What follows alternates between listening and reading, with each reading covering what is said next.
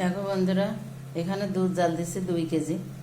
আর এই যে এতটুক চাল, আর 200 গ্রাম মতো চাল নিয়েছি।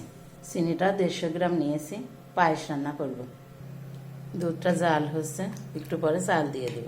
আমরা একটু মিষ্টি কম খাই, ওই জন্য কম দিচ্ছি। মিষ্টিটা একটু কম হলে দুধ দুধ বাসনা করে, ওইটা ভালো লাগে। এই যে চালের উপরে ঘি রয়েছে না, ঘি দিয়েছি, এটা মাখাবো চালটা। মাখিয়ে নিতে হবে কিছুক্ষণ।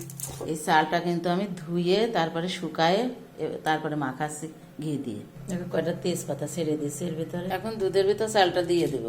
এই দেখো দুধ ফুটে গিয়েছে, সবগুলো চাল দিয়ে দিছে। এই যে নাড়তে হবে এভাবে, যাতে তলা লেগে না যায়।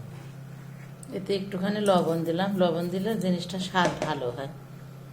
দেখো বন্ধুরা কত সুন্দর ফুটছে। চালটা গলে গিয়েছে, এবার চিনি দিয়ে দেবে এর ভিতরে। এই দেখো চিনিটা দিয়ে দিয়েছি, আর একটুখানি ফুটবে। কয়টা কিশমিশ দিয়ে দিলাম, প্রায় হয়ে আসছে। এই যে এইভাবে ফুটছে, অনেকটা গাঢ় হয়ে গেছে। এবার নামাবো। এই যে বন্ধুরা নামাই রেখেছে, কতটা সুন্দর লাগছে দেখো। এটা ঠান্ডা হলে ঠিকঠাক হয়ে যাবে। ভিডিওটি ভালো লাগলে পাশে থেকে রাখি বন্ধুরা তাহলে।